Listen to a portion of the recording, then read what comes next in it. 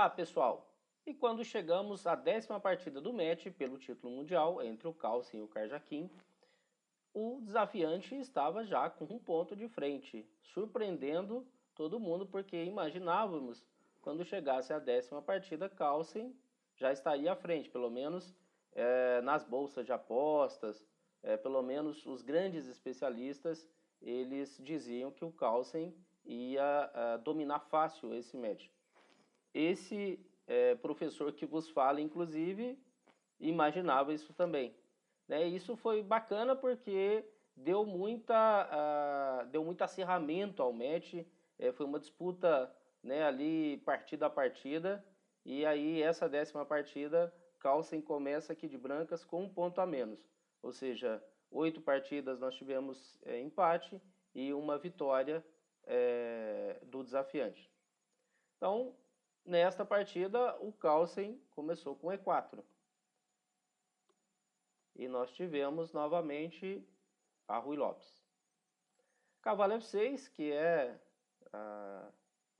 a Berlim, que os jogadores fortes têm utilizado bastante como arma para combater a Ruy Lopes.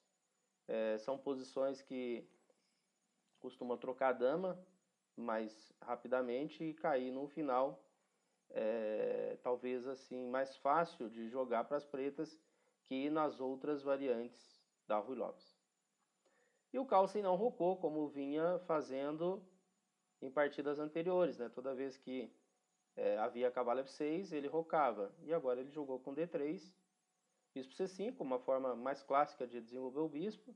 É comum a gente ver esse bispo em E7.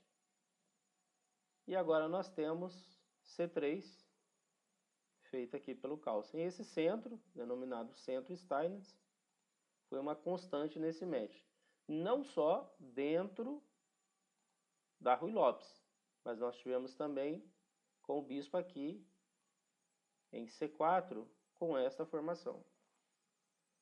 Então esse centro é um centro onde você estabiliza, né? Porque toda vez que as pretas jogam D5, você não precisa tomar. Pode jogar um dama E2, por exemplo, sustentar o centro. Roca pequena e depois o cavalo passa para a ala do rei. Então a ideia é atacar a ala do rei e sustentar o centro. E nas posições que as pretas jogarem A6, B5, dá para fazer A4, como nós vimos em muitas posições. Aí rocou, bispo G5. Toda vez que tem esse bispo G5, tendo já saído esse bispo, e quando o cavalo de C6 não está ainda em B8, nós não temos a possibilidade, né, de jogar com D6, cavalo de BD7, sustentar F6. Então, para resolver isso, teria que ser H6, bispo H4, G5, que naturalmente é muito arriscado, né? Deixa problemas muito graves aqui nas casas F5 e H5. Então, joga H6, né, porque isso dá um respiro aqui para as pretas. E uma possibilidade é simplesmente voltar com o bispo. É possível também jogar G5, mas tem até um registro da partida Anand e Topalov, jogada em 2005 no Mundial em São Luís, né, Argentina. Mas ficam buracos, né, ficam problemas graves na estrutura. Opa! Aqui em F5, H5. Por isso, realmente, a gente descarta o G5 e tenta colocar o bispo em E7 para poder tirar a cravada. Ou seja, o bispo G5 faz uma cravada e com o bispo E7 a gente faz uma descravada. Aí a peça pode sair tranquilamente. D6 para sair o bispo, cavalo de BD2 e aí cavalo H5. Esse cavalo H5, ele mira F4 e ao mesmo tempo já propõe a troca dos bispos, ganhando a dama a casa E7. Jogada natural, a gente vê muito essa possibilidade aqui para D5 e também F5. E torre E1 para passar o cavalo para cá, para E3 ou G3. Cavalo F4, cavalo E3. Dama F6. Uma outra possibilidade seria jogar F5. Para F5 poderia seguir com G3, cavalo H3 cheque, rei G2, tomava em E4, tomava em E4.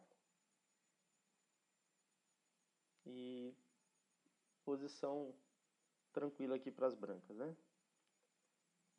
Então, em função disso, o desafiante não fez F5, ele jogou com dama F6.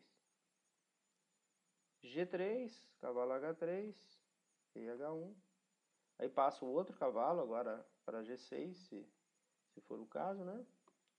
E tem também a possibilidade do C6, D5, C6, B5, A5, expandir ela da dama. Ao C6, o B3. Isso é comum, né? Esse bispo que fica em B5 é comum ele vir para B3 ou C2. Aqui foi feito por C4, mas a meta então era ir para B3 e se precisar para C2. Aí o cavalo faz a sua manobra do C6 para E7, G6, dama E2, conecta as torres, o A5, o A4 e o bispo E6. Fez a tomada. Então essa tomada, os especialistas acham que era desnecessária. Essa posição talvez fosse melhor trabalhar com o cavalo D2, que tem a possibilidade aqui do avanço e já defende lá o bispo. Então, tomou de F, e aí cavalo D2. Claro, nós estamos no Mundial, nunca, já que o bispo saiu aqui de E6, né, perdeu o controle de H3, o cavalo está no ar, mas lembrando que não pode jogar aqui rei G2, tentar tomar peça, isso aqui é o Mundial, não vai acontecer isso, né, mas rei G2 é uma jogada horrível porque perde a dama, né? Dá o cheque de cavalo, o peão toma, vem com outro cavalo e toma a dama. Bom, cavalo D2, D5, dama H5, ó, atacando aquele cavalo que a gente falou que estava no ar. E aí nós tivemos cavalo G5.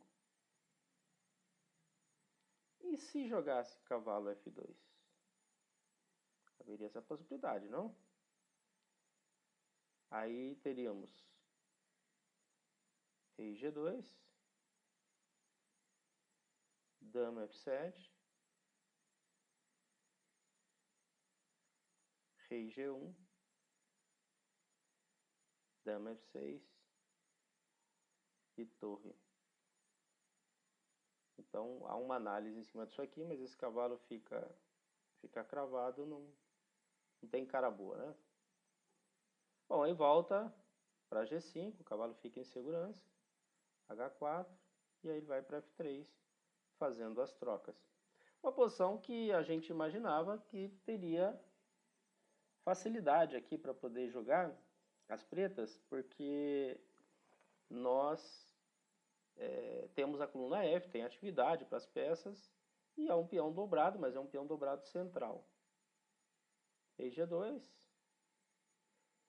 esse não pode, né, porque joga H5, e depois cavalo F5, desconectando as peças, as torres. Então, foi feito aqui, torre F7, voltou. Aí, torre de F1, se precisar agora defende com torre E2, não torre F1, nesse dobrado.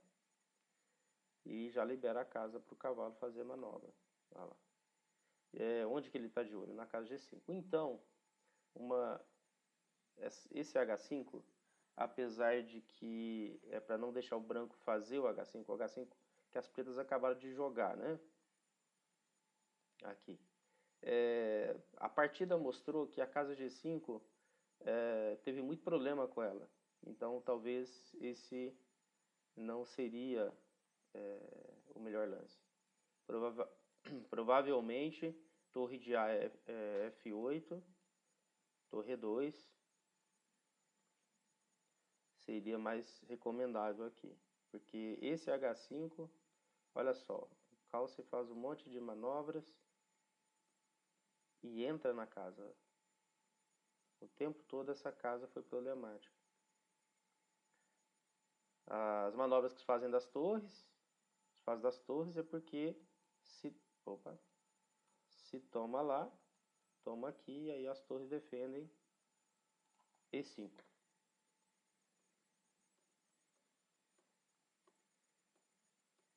Manobramos mais um pouco. E agora é a típica posição que o Carlsen adora, né? Pequena vantagem, seja vantagem espacial, ele tem iniciativa, né?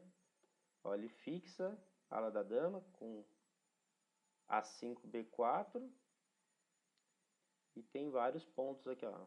Manobra o cavalo, sai de D4 para C5, porque pode atacar 2 pontos, B7, E6. Isso aqui, o Carlsen é genial para poder explorar.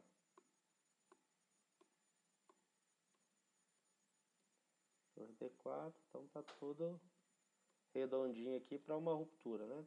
Tá sendo preparado lá. Faz a ruptura.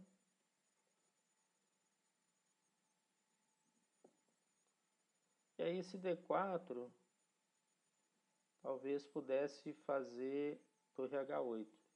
Seguiria torre B6 para atacar lá, né? Para atacar E6.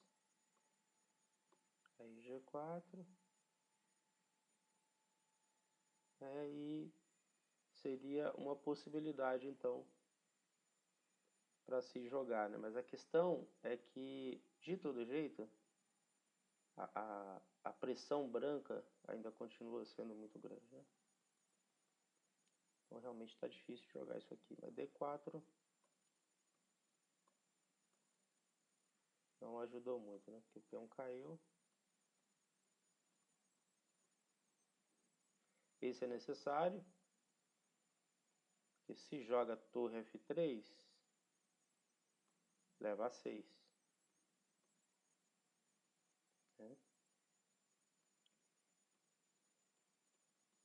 E aí esse final não dá para segurar, porque tem o peão a mais e o rei ativa.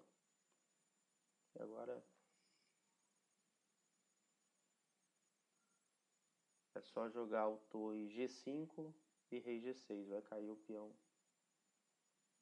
Vai cair o peão de H5. E aqui então o match ficou igualado.